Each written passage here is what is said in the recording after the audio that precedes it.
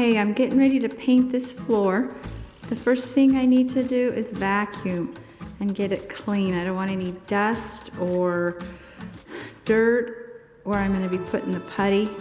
So first of all, I need to get it vacuumed really good. And since I'm just working at it a little bit at a time, I'm just going to vacuum the spot that I'm going to be working on today. I need to make sure that I get the sawdust and everything out of the dirt, out of the holes, so that the putty will stick.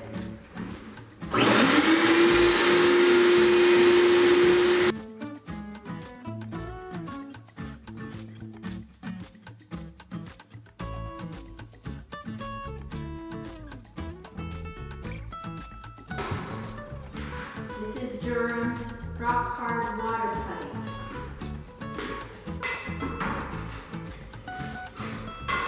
And I'm just going to mix up what I'm going to use pretty quick because it does go hard. Got some in the bowl here. I'm just going to add a little bit of water at a time until I get it at the consistency that I want.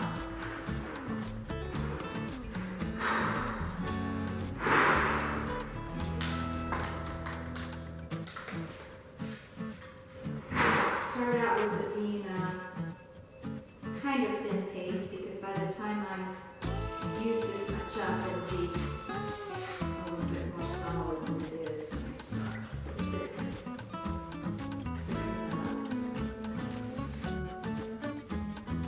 This kind of shows you the seam. Here I've tried to smooth the putty over it and just kind of fill that seam up a little bit. And as it dries, it looks like this. And when I get the whole floor done, then I'll sand it lightly. Here's some of the nail holes. You see, I've just tried to putty over them and get them as smooth as I could. Instead of having a hole like this, filling them up. Try and get rid of some of the roughness of the floor before I paint. Okay, here I am. I'm filling up the nail holes. Just taking a little dab of stuff on, and then there'll be some left in the next. I just want to try and fill the holes and scrape off as much extra as I can. I'll sand it lightly when I'm done, but I don't want a lot to sand. A little bit in the seam. Try and level it off.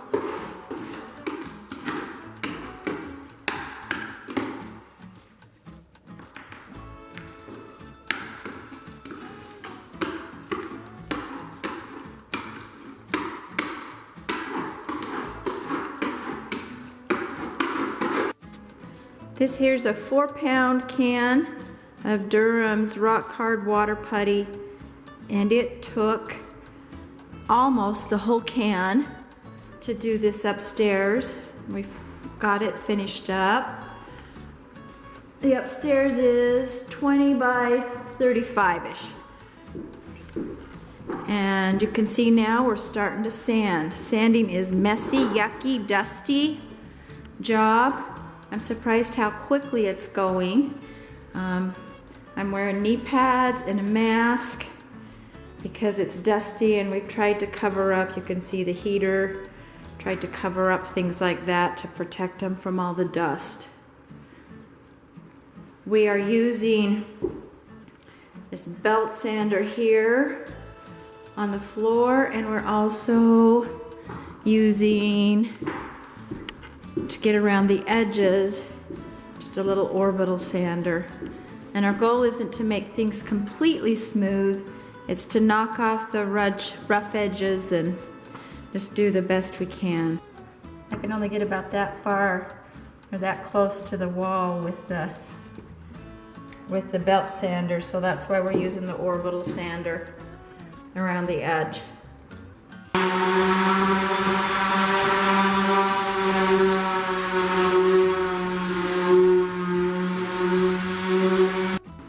This one's a Makita 3 by 24.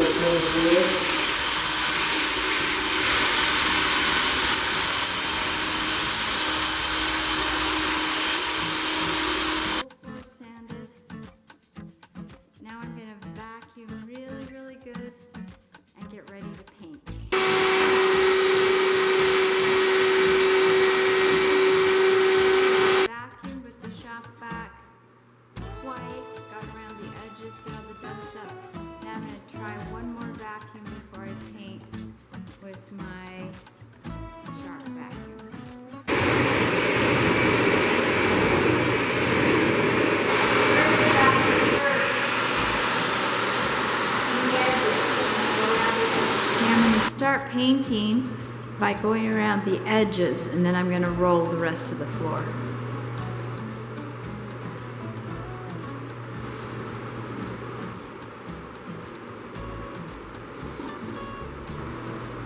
Now I've got the border painted, or the edges painted. I'm going to go ahead and start rolling.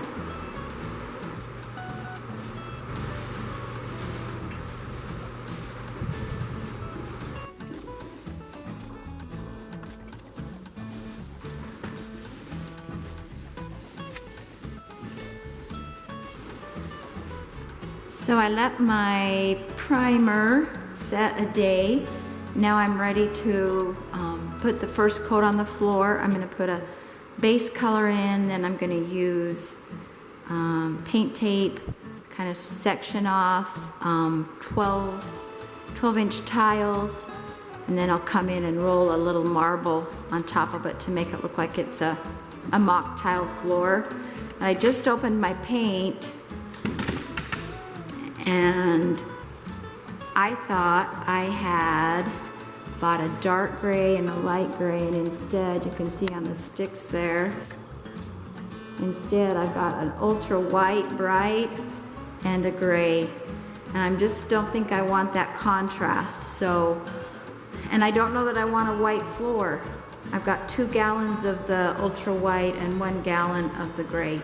So I'm gonna run back to the paint store and have them tint the base just a little bit of a gray, light gray. I think it'll look better. I did take just a little bit of white paint out and put it in a carton here to save for when I marble the floor. That'll help with an awesome marble look.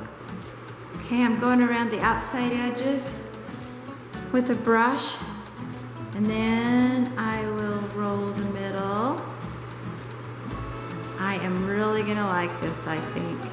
I'm so glad I went to Hans Do It Best and had them tint it gray for me. The 2-tone gray is gonna be much better than the white base.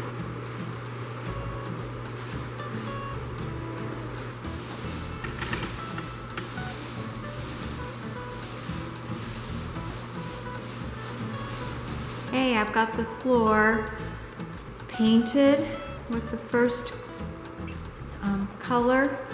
I'm just gonna let it dry now for 3 days before I come in and start taping to get my tile effect. Looks pretty good, love the color. In this bedroom here, you can see I've got the taping done on the floor. The tapes are about 24 inches on center, and that gives me about a 23.5-inch tile, square tile.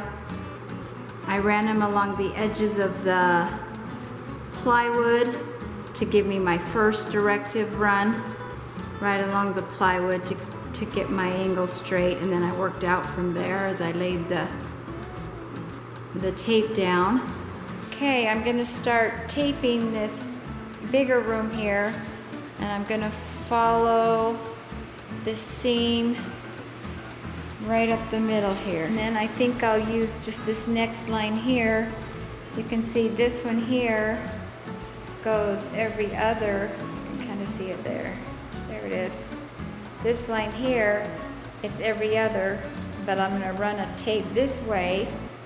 Okay, there's my first guideline that I've got down. And I ran it right along the edge of the plywood.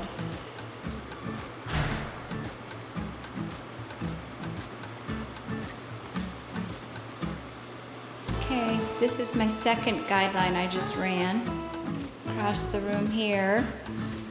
Now I'm going to use my yardstick.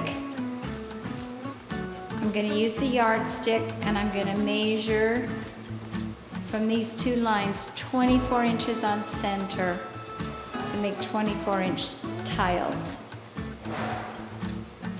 24 inches on center means I measure from the center of this tape to the center of the next tape. And that's how I'm going to lay out the floor. Okay, I just got my second line in place. Running east and west, and I've got two running north and south.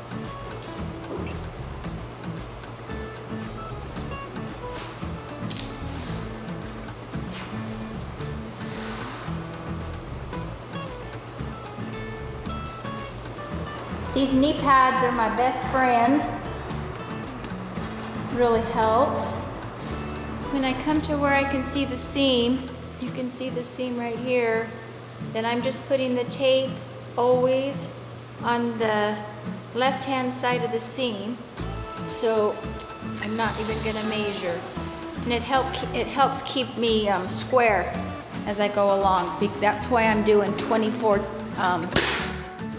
and center tiles, so that this line from the floorboards can help keep me square.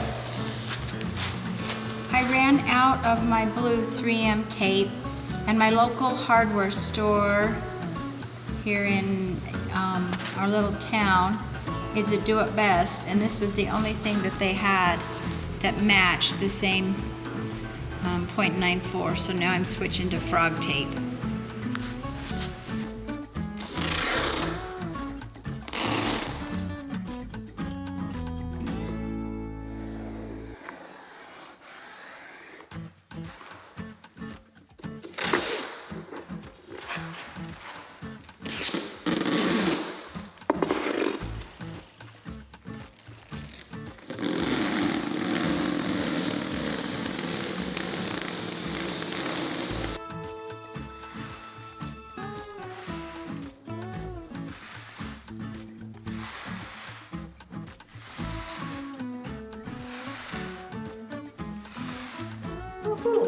One more strip, almost done. All the tape laid out for this room. Looks good.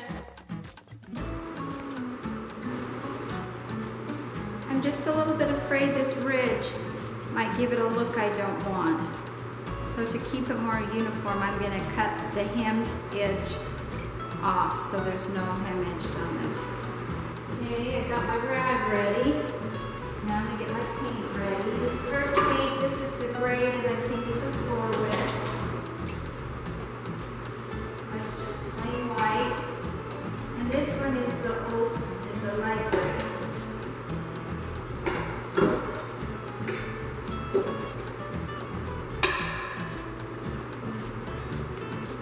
You can see by the lids there, even though this is light gray, it is darker than this. This started out as a base, and they mixed it ultra white. I really didn't want a white floor, I decided. So I had them put 1 ounce of black pigment in it, and it made the color gray that's on the floor. This can here is also the Valspar porch and floor patio, but it came pre-mixed, light gray. It's number 65735. So the most color I want is this darker gray. I'm going to want it to be the most color. I'm just going to start out by a little bit because I'm not quite sure what I want it to look like.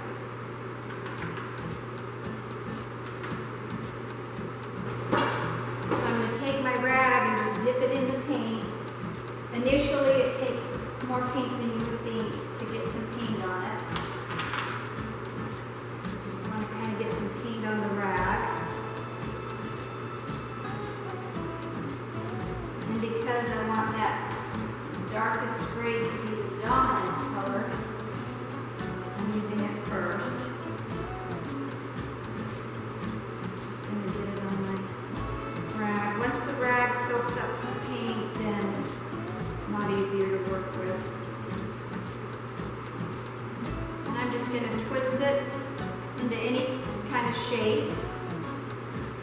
Then I'm going to want to put all 3 colors on it before I start rolling. Put a little bit more of this. This is my base color.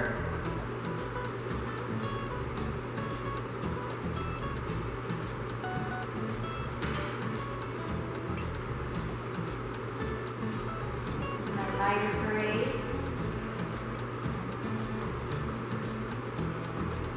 And then I've also got the white, so I've got 3 shades here.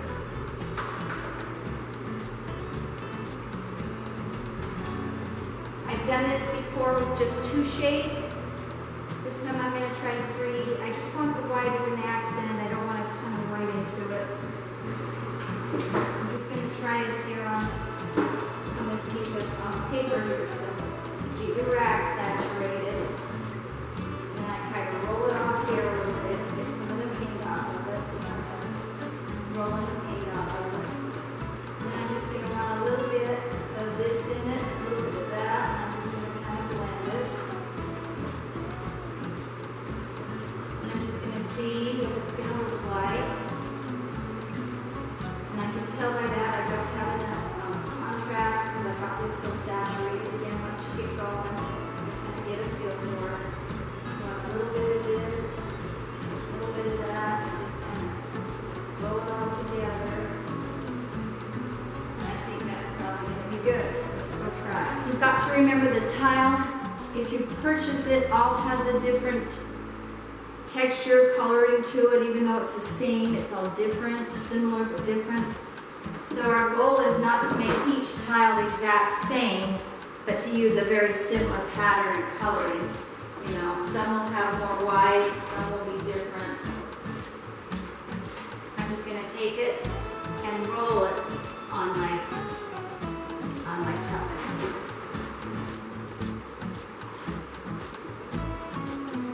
Still struggling just a little bit because I don't quite have enough.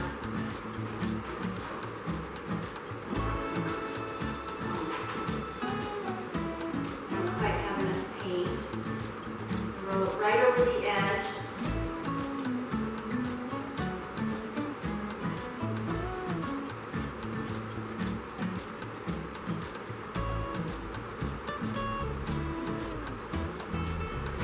See that I got to add more paint to that.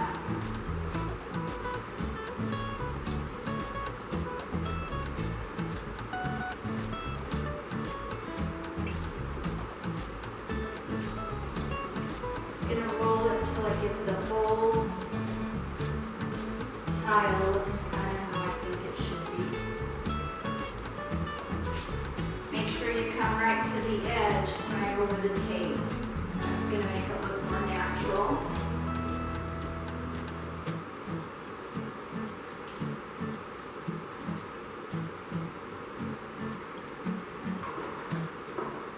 You have to remember also this is going to dry a little bit darker than it is.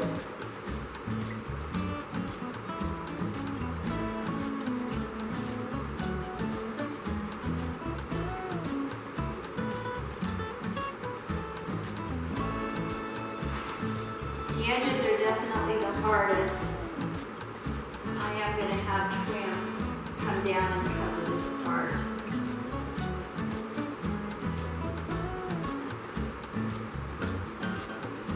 That's looking pretty good to me. I'm going to move on to my next tile.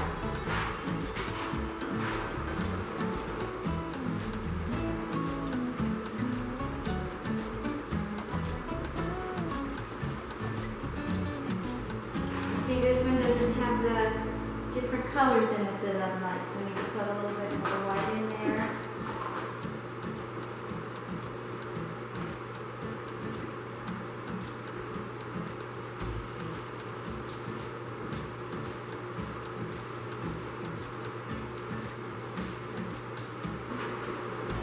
Make sure you pull the tape back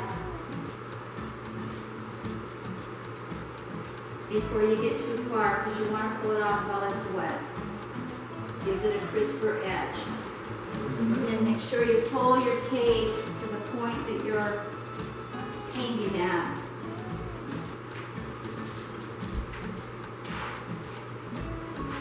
be able to get back there to reach it.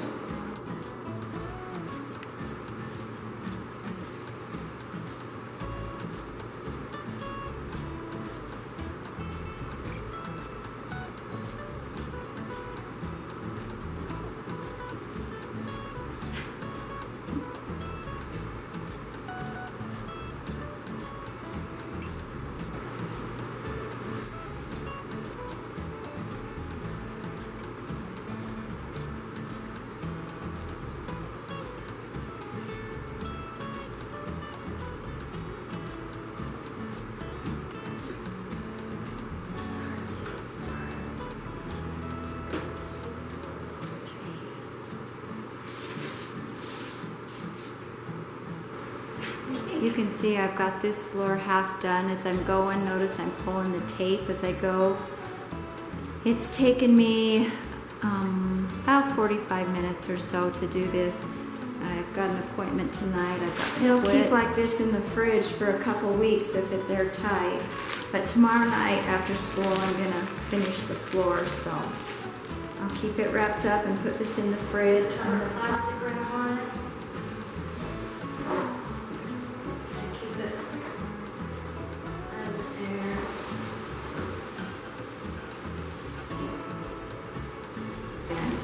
Be back at it tomorrow night. Okay, here's my floor. It's sat for a day.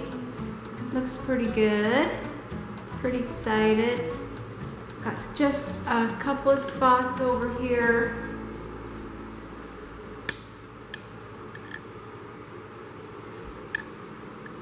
There they are. You can see that the tape pulled up some paint right there. I'm gonna fix those when I get started here. And there's two places.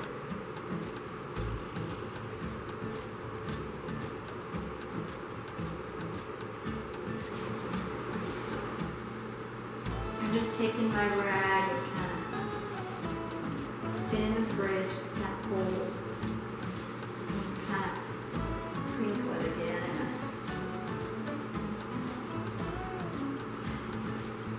Shape and way that I can roll it on the floor.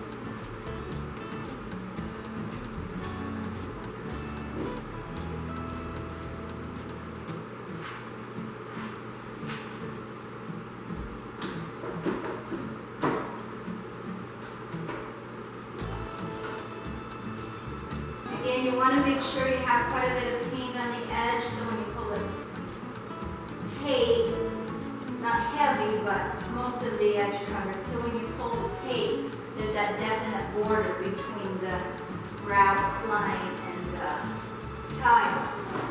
Before I move on, I gotta pull this top tape while I can reach it.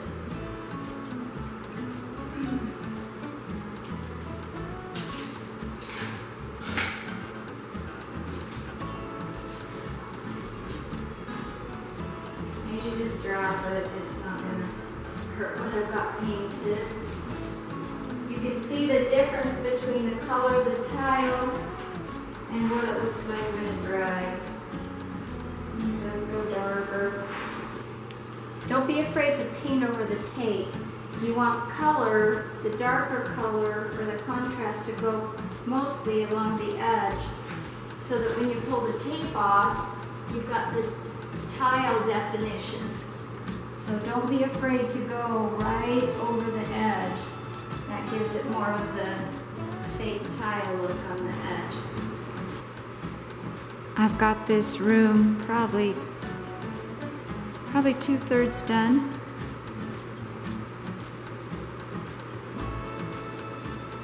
So I'm gonna finish it up today.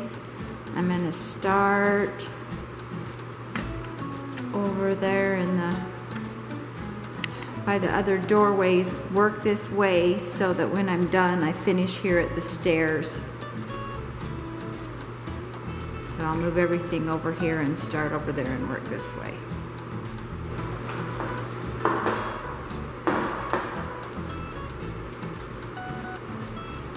Okay, when we're doing this, we want to remember to make sure we get the edges.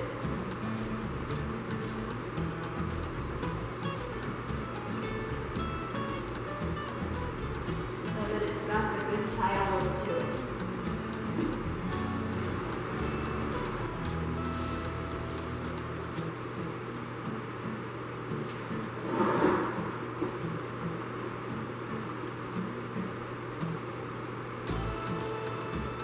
Occasionally I'll reshape my rag. Got some good definition in it. Okay, I'm just working my way over. I've just got this little bit here. So I'm gonna move everything downstairs and finish up.